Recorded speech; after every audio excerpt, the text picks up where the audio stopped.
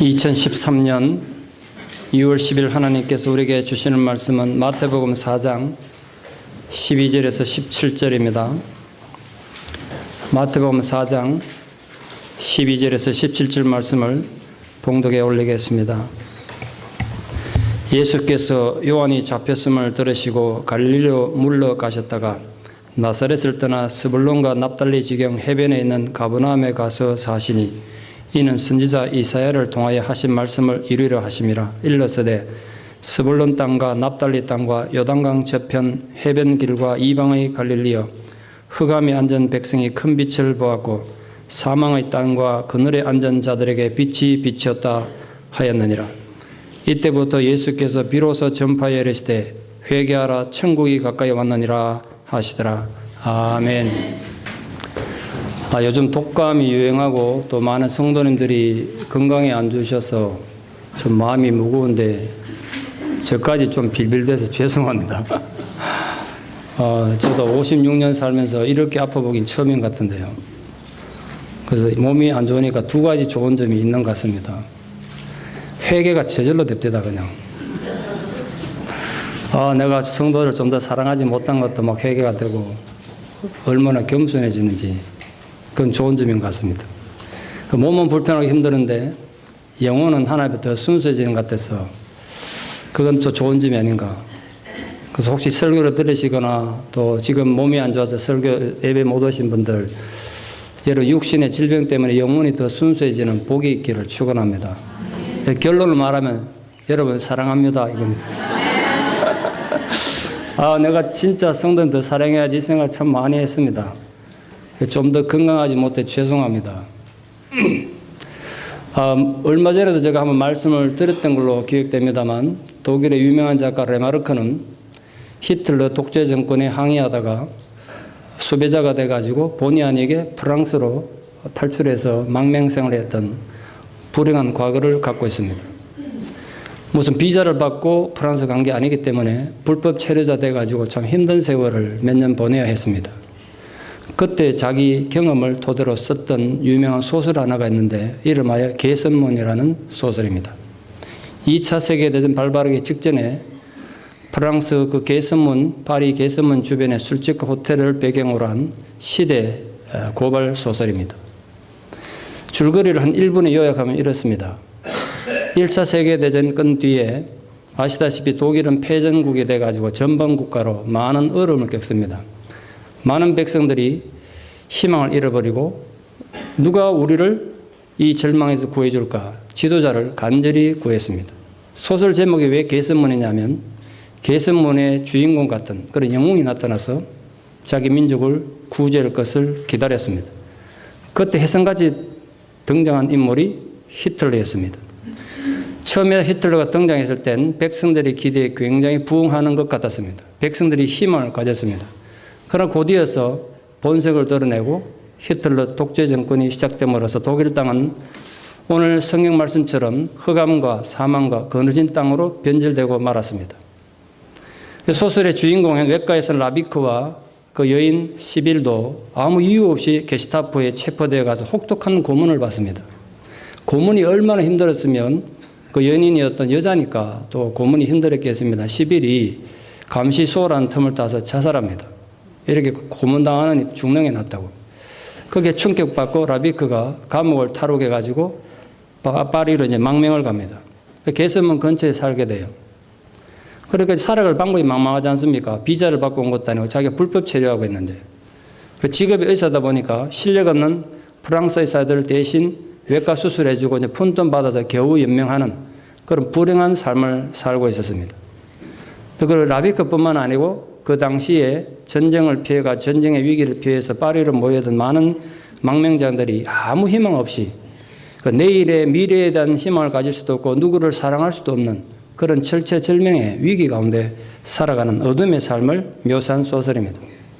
레마르크는 이 개선문이라는 소설을 통해서 당시 유럽의 사회를 한마디로 아주 직설적으로 표현한 게 있는데, 지금 우리 시대는 통조림 시대다. 그 표현이 아시죠? 통조림 시대. 어떤 것도 희망할 수 없는 꽉 막혀있는 그런 사회라고 유럽을 비판했습니다.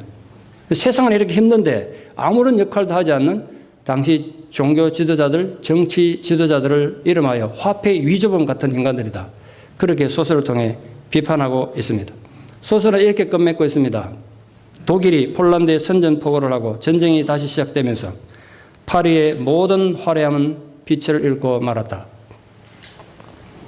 개선문을 읽는 내내 마음이 굉장히 무거웠던 기억이 제 고스란히 남아 있습니다. 정말 세상이 온통 잿빛으로 보였습니다. 소설 읽는 동안.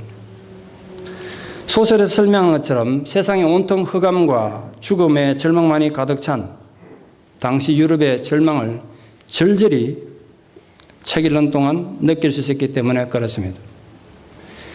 제가 오늘 설교를 하기 위해서 성경 본문을 읽다가 문득 먼 옛날 읽었던 개선문을 떠올린 이유는 바로 그 시대적 배경과 분위기 때문입니다. 예수님께서 오셔서 사역을 시작하던 이 당시의 상황이 어땠는지를 보여주는 말씀들이 오늘 본문에 기록되어 있습니다. 결코 환영받지 못했던 예수님의 사역은 바로 흑암과 죽음과 그늘진 역사 한가운데서 시작되었던 것입니다.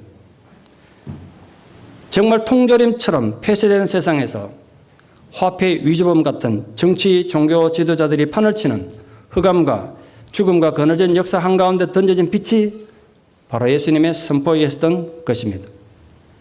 그 역사의 흑암과 죽음과 그늘을 물리치기 위한 것이 바로 예수님 사역 내용 아니겠습니까? 오늘 본문에 하면 예수님께서 공생의 사역을 시작하신 것은 세례 요한의 투옥으로 시작되었다고 기록하고 있습니다. 이 자연스럽게 임무 교대가 된 거죠. 만약에 말입니다. 어디까지는 만약입니다만 세례 요한도 계속 사역하고 예수님도 계속 사역했으면 동시대 같이 사역하셨으면 백성들의 초점이 많이 흐려졌을 것입니다. 그래서 세례 요한은 예수님의 성공적 사역을 위해서 역사의 무대에서 사라질 필요가 있었던 겁니다. 말씀드린 것처럼 그는 어디까지나 조연이었으니까. 그런데 문제는 어떻게 사라지느냐. 이게 문제였습니다. 제가 만약 이 부분을 소설을 쓴다면 세례 요한을 역사에서 사라지게 해야 되는데 어떤 방법으로 사라지게 할 것인가. 이게 이제 고민이잖아요. 작가 입장에서.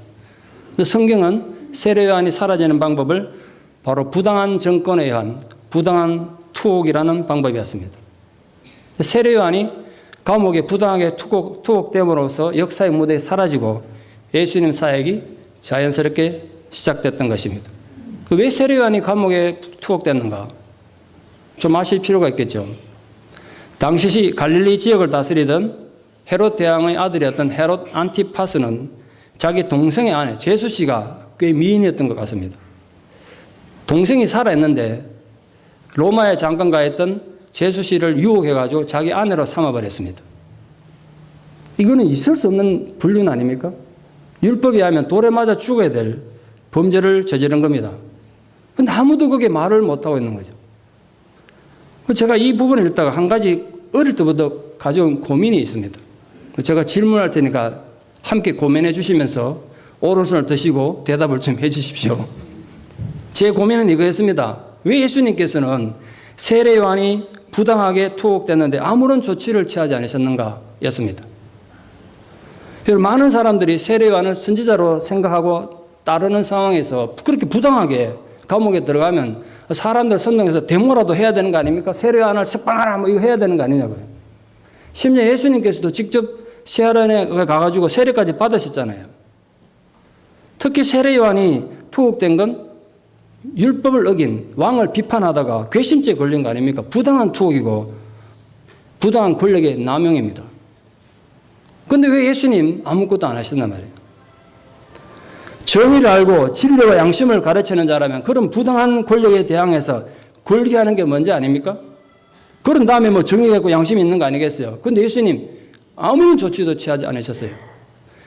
아무런 조치를 취하지 않은 것도 제게 시험거리인데다가 저를 더 실망시킨 건 오히려 요한이 투옥됐다는 소식을 들으시고 갈릴리로 물러나셨어요. 어떻게 보면 도망가신 거죠. 비겁하게 보이지 않습니까? 왜 그러셨겠어요? 목사님은 쓸데없는 생각한다고 생각할 줄 모르겠습니다만 제게는 고민거리였습니다. 이번에 설교 준비하다 다시 또 이게 고민이 돼서 묵상을 하게 됐습니다. 지금까지 제가 깨달은 겁니다. 그러니까 제 생각이 틀릴 수도 있습니다. 그 이유는 바로 예수님 목적이 이 세상에 오신 예수님 목적이 혁명이 아니었기 때문입니다. 예수님이 이 세상의 제도를 고치고 정치를 개혁하는 것이 이 세상에 오신 예수님의 목적이 아니란 말입니다. 흑암 가운데 있는 영혼들에게 빛을 전하는 것이 예수님의 목적이셨습니다. 예수님은 사망의 그늘에 앉은 자들에게 생명의 빛을 주시기 위해 오셨습니다. 그러니까 영혼의 빛이나 생명의 빛은 데모한다고 얻어지는 게 아니에요. 정치를 개혁한다고 되는 것도 아니더란 거예요. 하나님 나라가 이루어져야만 가능한 것입니다. 예수님이 선포하신 하나님 나라는 인간의 정치나 혁명으로 이루어지는 게 절대로 아닙니다. 오직 하나님의 방법, 하나님의 말씀으로만 가능한 것입니다. 그래서 예수님 세례요한이 투옥된 사실을 알고도 듣고도 아무런 조치를 취하지 않으셨습니다. 여러분 신앙의 이름으로 함부로 데모하지 마십시오. 저는 해방신앙을 참 싫어합니다. 한동안 좋아하다가 성경적인 근거가 너무 희박한 것 같아서 해방신앙 같은 게 합당하려면 예수님이 매일 데모를 하셨어야 합니다. 근데 예수님 절대 그러지 않으셨습니다. 예수님께서 고향 나사렛을 떠나 갈릴리로 가셨다는 설명은 굉장히 중요한 상징적인 의미가 있습니다. 왜냐하면 이때 고향을 떠나시고 두 번 다시 고향에 살러 가지 못하셨기 때문에 그렇습니다. 물론 잠시 지나가신 적은 있습니다만 전도하러 두 번 다시 고향에 정착하러 가지 못하셔서 이 떠남이 죽음을 향한 떠남이었다고요. 그래서 마치 미래의 문을 열기 위해서 과거의 문을 닫는 것과 같습니다. 옛 것과 새 것의 분명한 단절을 보여주는 겁니다. 마치 하나의 마침표가 또 다른 출발을 상징하는 것과 같습니다. 그 예수님과 관계된 중요한 동사 세 가지가 오늘 눈에 띕니다. 예수님께서 떠나가서 사셨다. 이 세 가지 동사 보십시오. 떠나가서 사시니. 근데 이 모든 예수님의 동작이 뭘 하기 위해서라고 성경에 기록되었냐면 하나님 말씀을 이루기 위해서였다. 이게 중요하죠. 오늘 우리 삶에도 떠나가서 사는 일에 하나님 인도를 받고 계십니까? 우리는 하나님의 뜻에 따라 움직이십니까? 아니면 내 욕심에 따라 움직이십니까? 미국의 삶을 청산하고 한국에 가셨던 성도님이 전화 오셔가지고 이러실 때다. 목사님, 한국은 사람 살 때가 절대로 아닙니다. 한국을 그리워하지 마십시오. 먹고 놀기는 좋은지 몰라도 인간이 살 때가 아닙니다. 이런 전화 오셨어요. 혹시 갈 계획이신 분 생각 잘하고 가십시오. 협박하는 거 아닙니다. 정보를 드리는 것 어디까지나. 우리 삶의 선택과 살아가는 모든 일들도 하나님의 말씀을 이루는 일이고 하나님의 뜻을 이루는 일이라면 얼마나 귀한 일이겠어요. 우리 그래 살 수 없겠느냐 말이죠. 여러분은 여러분의 여러 가지 일들을 선택함에 있어서 하나님의 인도함을 받고 계십니까? 부디 우리들의 삶도 떠나가서 사는 이 모든 일이 하나님 말씀을 이루는 일들이 되기를 축원합니다. 예수님께서 처음 사역을 시작한 이 갈릴리 지역에 대한 역사적 배경 또 지리적 배경을 이해할 필요가 좀 있습니다. 솔로몬이 아시다시피 성전도 짓고 궁전도 건축하면서 두로왕 히람에게 건축 자재를 외상으로 가져왔습니다. 근데 갚아야 될 거 아닙니까? 그런 돈이 없어요. 워낙 건축비 많이 들다 보니까. 그 줄 돈이 없어가지고 할 수 없이 갈릴리에 있는 성읍 20곳을 떼가지고 히람한테 외상값 갚았습니다. 성경에 보면 그 땅이 굉장히 안 좋은 땅이었나 봐요. 히람이 그 땅 받고 어떻게 이런 못 쓸 땅을 주냐라고 화낸 거 보면 갈릴리 땅은 그때부터 좋은 땅이 아니었던 게 분명합니다. 그럼 어쨌든 간에 이게 분명히 하나님께서 약속으로 준 땅이었음에도 불구하고 솔로몬이 함부로 떼가지고 이방 왕에게 준 그날로부터 그 땅은 아수르, 바벨론, 페르시아, 마케도니아, 이집트, 수리아 등에 의해서 차라리 정복당하고 또 포로와 이민족의 이주가 되풀이되면서 혼혈 인종, 혼혈 문화가 형성됐습니다. 지도를 펴고 보시면 갈릴리는 지리적으로도 모든 이방 민족에서 둘러싸여 있습니다. 동서남북이다. 그리고 마지막도 남쪽은 유대인들이 개처럼 취급하는 사마리아입니다. 게다가 지중 연안엔 온갖 혼합 종교, 이방 종교들이 많았는데 그 종교들이 제사들이 유입되면서 혼합 종교가 유행하면서 그 고대로부터 이 지역은 이방의 갈릴리 이리 불린 겁니다. 이방의 갈릴리라는 의미가 뭐냐면 우리 한국말로 표현하자면 첩첩산골 꼴짝이 이런 뜻으로 비하하고 무시당할 때 불리지는 말입니다. 이방의 갈릴리. 굉장히 낮추어 부르는, 얕잡아 부르는 말이란 말이에요. 여기에 여러 지역 주민이 섞여 살다 보니까 또 그들만의 독특한 악센트, 억양이 생기고 사투리가 생겨났겠죠. 그래서 예루살렘 사람들은 유대인들이 이 갈릴리 사람들 말투만 보고도 이 갈릴리 사람 아니냐 구별해냈습니다. 나중에 제자들이 예루살렘 갔을 때 이 사람들 갈릴리 사람 아니냐고 비웃음 받았던 이유가 말투 때문에 그래요. 평화를 말할 때 유대인들은 샬렘 이런 말하는데 갈릴리에서 살람 이런 벌써 표가 나잖아요. 말이 너무 표가 났어요. 그러다 보니까 유대인들에게는 갈릴리에서는 결코 선지자가 나지 못할 거라는 속담까지 생겼습니다. 그렇게 무시당한 땅이었어요. 한마디로 갈릴리 지역은 역사적으로도 오랫동안 흑암에 갇혀 있었고 당시에도 무시당하고 소외당하는 땅이었습니다. 유대 지역이나 예루살렘과 비교해가지고 정치적, 문화적으로도 낙후된 곳이었고 종교적으로는 더욱더 소외된 지역이었습니다. 예루살렘에 가진 제사도 없고 사망의 그늘이 덮인 땅, 어둠이 가장 짙은 땅이 바로 이 갈릴리 지역이었습니다. 바로 그런 땅에서 예수님께서 사역을 시작하셨단 말이에요. 그런 낙후되고 남들에게 소외당하고 무시당하는 땅에서 예수님께서 사역을 시작하심으로써 인간적인 생각으로서는 결코 선지자가 날 수 없는 그 땅에서 인류 역사상 가장 위대한 선지자가 나타나는 하나님의 역사를 보여주신 것입니다. 영적으로, 지적으로, 사회적으로, 윤리적으로 열등한 위치에 있던 사람들이 오히려 인류 역사상 가장 최초로 예수 그리스도로 말미암아서 구원과 회방이라는 하늘의 축복을 맛보는 은혜를 입은 것입니다. 이 역설의 진리는 오늘 지금 우리에게도 적용됩니다. 비록 여러분의 현재의 삶이 짙은 흑암 가운데 있다고 해도 또 온갖 실패와 장애로 인해서 인생이 그늘지고 극단적으로 사망의 고통이 여러분을 무겁게 짓누른다고 해도 예수 그리스도로 인한 하늘나라의 빛이 비추는 감격이 있을 수 있다는 말이에요. 오늘 그 빛을 받고 돌아가는 아침이 되기를 바랍니다. 그럼 우리 다시 살아날 것입니다. 다시 힘을 가지게 되지 않겠습니까?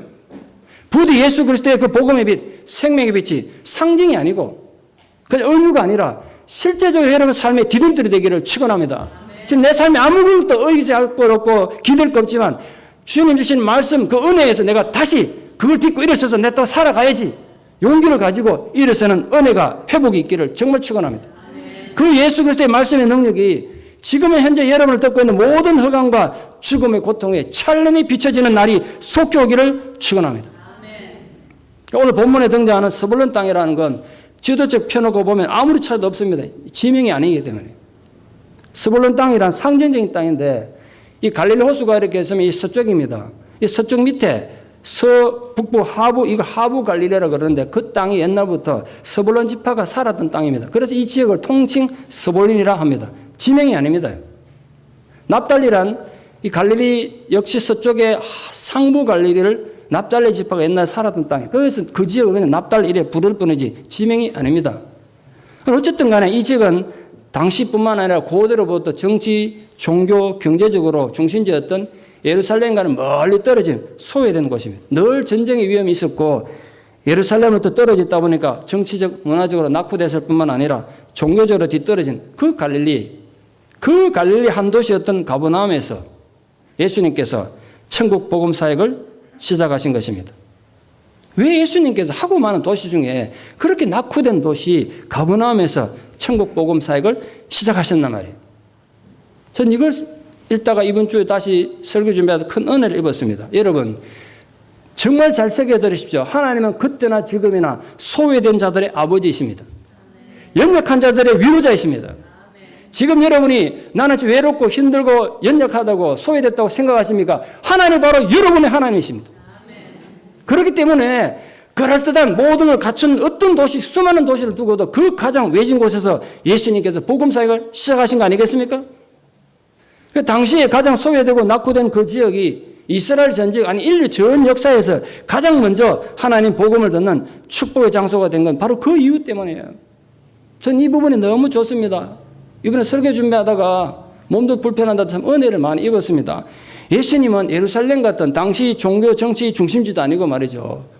우린 그런 데 가서 사역을 시작할 텐데 또 자기 고향인 나사렛도 아니고 그 당시 가장 소외된 자들에게 가장 먼저 천국 복음을 전하시고 병자들을 치유하시는 사역을 시작하셨단 말이에요. 그 도시 이름이 뭐라고요? 가버나움입니다. 여러분 가버나움을 기억해 주십시오. 가버나움이 무슨 뜻인지 아십니까? 나움은 위로란 뜻이고 카버가 도시인데 가버나움은 위로의 마을, 위로의 도시라는 뜻입니다.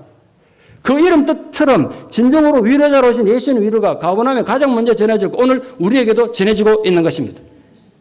가버나움은 갈릴리 호수 서북방 지역에 있는 국경 지역입니다. 그래서 다메섹과 동방, 중국 이런 데서 지중해로 돌아오는 교통의 중심지였습니다. 그러다 보니까 장사하는 사람들이 많이 몰리고 인구가 많이 모였겠죠. 그러다 보면 또 당연히 큰 세관이 있었고, 오늘 이 마태복음을 쓴 마태는 그 세관에서 일하고 있다가 예수님 만나서 예수님 제자가 되고 이 마태복음을 쓴 것입니다. 아마도 마태 본인도 이 가버나움에 살면서도 이 땅에 희망이 없었나 봐요, 본인이. 근데 자기가 보기에도 이렇게 소외된 땅에서 예수님의 복음을 듣게 된 것이 한편은 너무 감격스럽고 너무 큰 충격이었던 것 같아요. 그래서 마태는 갈릴리 지역에서 메시아 사역이 시작된 것을 이렇게 비유로 성경 말씀 인용하고 있습니다. 흑암에 앉은 백성이 큰 빛을 보았고 사망의 땅과 그늘에 앉은 자들에게 빛이 비친 것과 같다. 이렇게 선포하고 있는 것입니다. 여기서 흑암이라는 건 단지 빛이 없다는 의미만이 아니라 하나님의 빛이 비추지 않는, 소위 말해서 절망과 죽음의 상황을 말하는 것입니다. 그러니까 흑암에 앉은 백성이라는 건 달리 말해가지고 하나님을 알지 못해서 영적인 사망 상태에 있는 자들에 대한 은유적인 표현이겠죠. 특히 우상숭배와 하나님에 대한 불신앙으로 가득 차있던 이스라엘 백성들의 영적 상태가 바로 흑암에 앉은 백성들인 거예요. 뭐 이스라엘 사람들뿐만 아니라 당시 멸시받고 또 영적으로 가장 비참한 상태에 놓여있던 갈릴리 사람들 또한 지칭하는 거겠죠. 사망의 땅과 거느진 땅은 죽음과 절대 절망의 상태를 의미하는 거 아닙니까? 문제는 이겁니다. 그들은 모두 소망이 무너진 상태로 앉아가지고 절망 속에서 헤매지만 자신들 힘으로는 그 어둠을 벗어날 방법이 없는 거예요. 누군들 그렇게 소외된 땅에 살고 싶겠어요? 누군들 지금처럼 이렇게 경제 위기로 고통받고 싶겠냐고요, 누군들. 근데 그들이나 우리나 아무리 못 무너져도 우리 힘으로 어쩔 수 없는 거예요. 이 구조적인 모순, 이 구조적인 아픔을. 바로 그 흑암 속에 하나님의 의로운 해가 떠올라서 생명의 빛이 그들에게 비춘 것입니다. 마태는 영적 암흑 상태에서 살던 자들이 생명의 빛 되시는 예수 그리스도로 말미암아 인류 역사상 최초로 생명의 구원을 얻게 됐다는 것을 감격적으로 말하고 있는 것입니다. 그 큰 빛이 비추셨다 그러는데 그 빛이 뭡니까? 빛이 뭐냐고요? 성경은 우리에게 분명히 빛에 대해서 말씀하고 가르쳐주고 있습니다. 시편 109편 105절 말씀에 이런 말씀이 있습니다. 이런 잘 아시는 말씀입니다. 주의 말씀은 내 발의 등이요 내 길의 빛이니이다. 흑암과 죽음과 거느진 땅에 빛이 비추었다면 우린 그 빛에 반응할 책임이 있는 것입니다. 그 빛으로 주어진 것이 바로 하나님 말씀입니다. 그 말씀이 인간의 육신의 몸을 입고 오신 분이 예수님입니다. 다시 말해서 말씀이 누구라고요? 말씀 곧 예수님이란 거예요. 그래서 기독교가 말씀의 종교예요. 말씀이신 분이 인간의 몸을 입고 육신이 되어 오신 분이 예수님이니까. 우린 그 말씀이 우리 인생에 비치고 우리 운명에 비치고 영혼으로 인도한 빛이라는 것을 믿는단 말이에요. 문제는 그럼 실제로 여러분 지금 흑암 같은 현실의 삶 속에서 그 말씀의 빛에 따라 살고 계시느냐 이 말입니다. 그 이론을 알고 있으면 무슨 의미가 있습니까? 그냥 의미도 아는 게 아니라 여러분 실제로 너무 슬프고 절망스럽고 배신당하고 아플 때 잠들지 못하는 눈물로 한숨 쉬어야 될 그 고통의 상황 속에서 그 빛이 여러분 정말 빛이 되고 계시냐 말이에요. 그 빛이 정말 여러분의 찢어진 심장에 영향을 주고 계시냐 말이에요. 링컨의 노예 해방은 흑암과 죽음의 땅에 비친 인류 역사상 기념비적인 사건 아니겠습니까? 우리 또한 노예였지 않습니까? 자기 죄와 정욕의 노예였습니다. 자기 인격의 한계로 만들어진 비극의 노예들 아닙니까? 우리 모두 다 과거의 뿌리 깊은 상처의 희생양들입니다. 어떻게 하면 그 흑암과 그늘진 땅에서 그 죽음의 고통에서 자유할 수 있겠습니까? 우리는 이미 예수 그리스도의 십자가로 인한 자유가 선포되어 있습니다. 이미 자유가 주어져 있다고요. 그럼 너무나 안타깝게도 인간이 어리석고 완악해서 그걸 모르고 있을 뿐입니다. 좀 비유를 들어 설명하면 이런 상황입니다. 링컨이 노예 해방을 선언했습니다. 힘겹게 의회에 통과를 시켰어요. 그런데 남부 지방의 어떤 외딴 마을에 노예를 거느린 대저택에 아주 나쁜 백인 주인이 있었다고 가정합시다. 이 주인은 노예 해방 선언이 된 걸 알아요. 그러나 노예들을 풀어주기 싫은 거예요. 노예 해방 선언을 했다는 걸 자기 노예들은 안 가르쳐 준 겁니다. 해방 선언서만 갖다 주고, 그러나 그를 모르는 노예들 입장에서는 해방 선언서를 받아들고 이걸 모르니까 그 선언서가 이제 비유로 말하는 말씀인데 하나님 말씀 우리에게 이래 주어져도 보고도 모르는 거야. 보고도 몰라. 그래서 세상의 모든 노예들이 자유롭고 이미 자기들이 자유를 얻었지만 자유를 전혀 누릴 수가 없는 겁니다. 다른 노예들은 자유를 얻어서 희망을 가졌지만, 자유를 얻었지만 그들은 전혀 자유를 누리지 못하고 복음을 듣지 못하고 여전히 노예로 살고 있는 겁니다. 예를 들면 이런 상황이란 거예요. 지금 우리 주변에 이 복음의 빛을 모르는 사람들이 삶이 그렇고, 또 신앙생활을 하시면서도 진정으로 빛을 만나지 못해서 그렇게 사는 사람들이 얼마나 많습니까?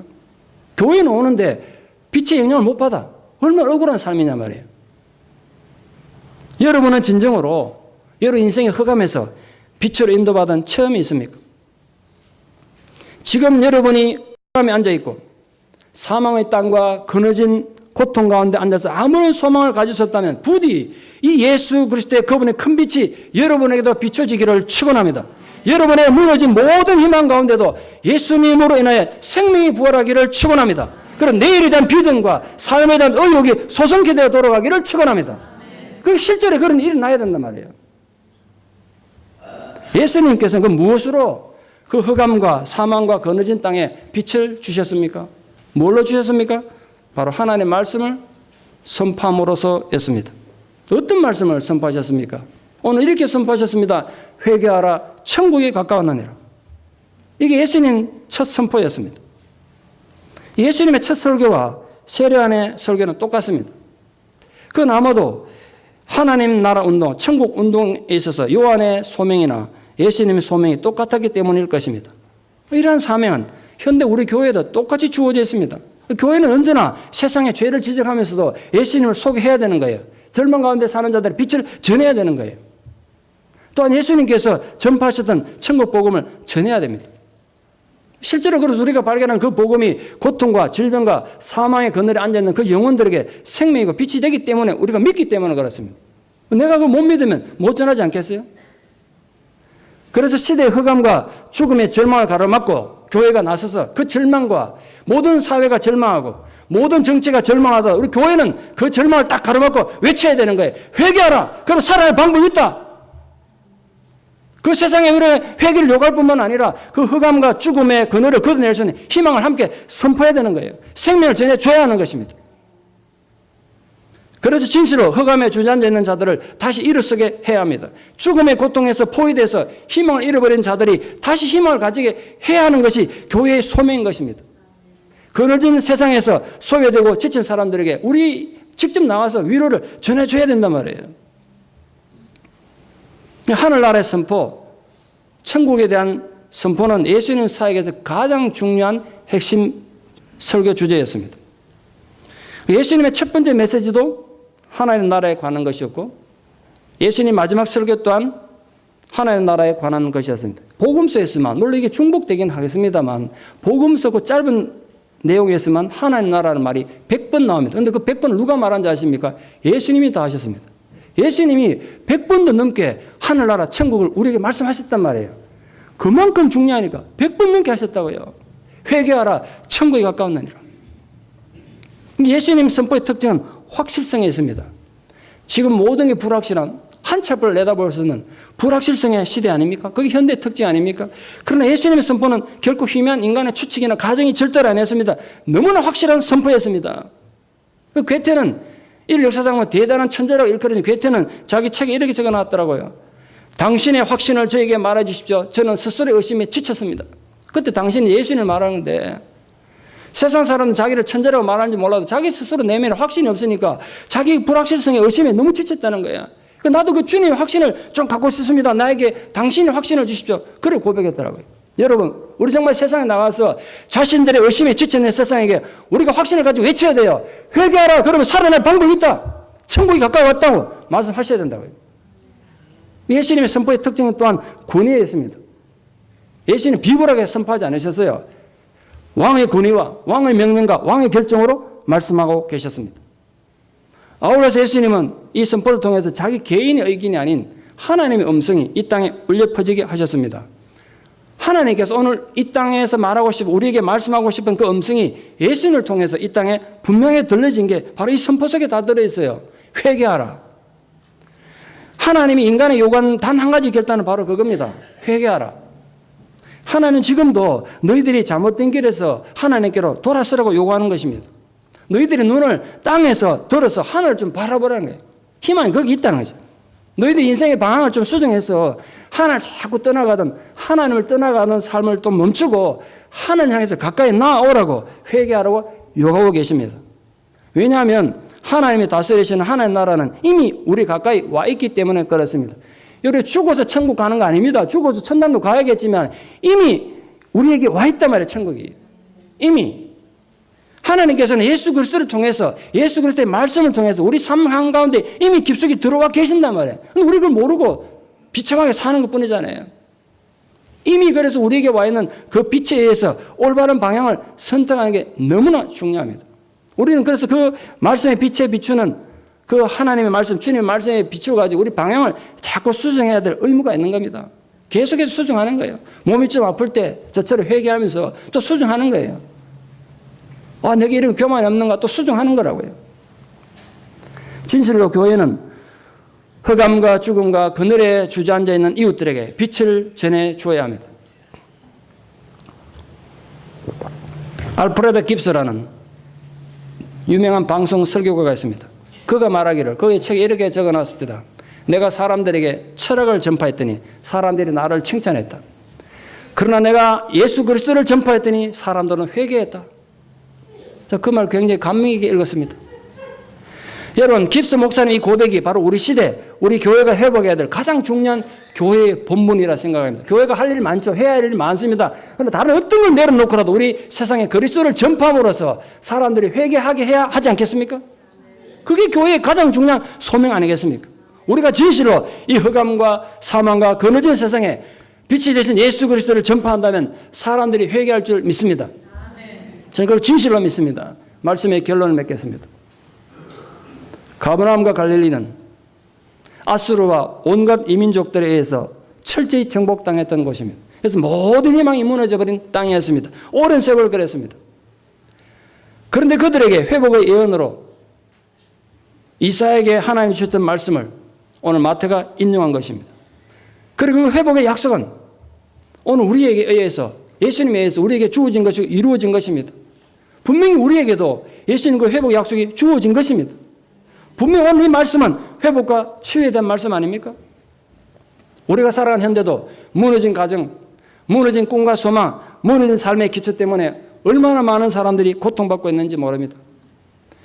그러나 오늘 상징적으로 스불론과 납달리 땅과 같이 파괴되고 무너진 삶의 터전과 또 미래를 꿈꿀 수 없는 아픔을 가지고 있는 모든 분들에게 이 하나님의 동일한 회복의 약속을 믿고 강구하는 우리가 되기를 바랍니다.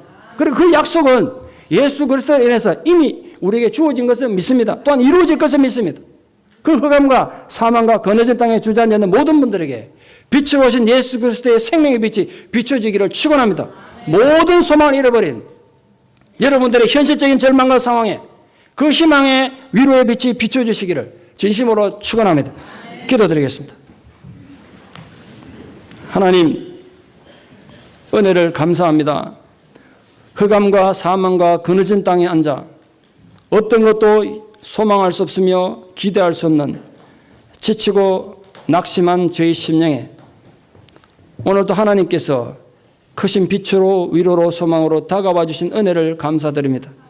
우리가 정말 진실로 예수 그리스도의 그 빛된 말씀으로 회복될 것을 믿습니다. 그 주님의 약속의 말씀이 우리 삶의 디딤돌이 될 것을 또한 믿습니다. 우리 삶이 비록 여러 가지 상황으로 힘들고 어렵더라도 우리 결코 낙심하지 않겠습니다. 포기하지 않겠습니다. 다시 주님의 약속에 근거해서 다시 일어서서 하나님을 바라보고 나아가는 위대한 영적인 회복들이 모든 성도들의 기업에, 가정에, 심령에 일어나는 은혜가 있게 하여 주시옵소서. 예수님 이름 받들어 기도드리옵나이다. 아멘.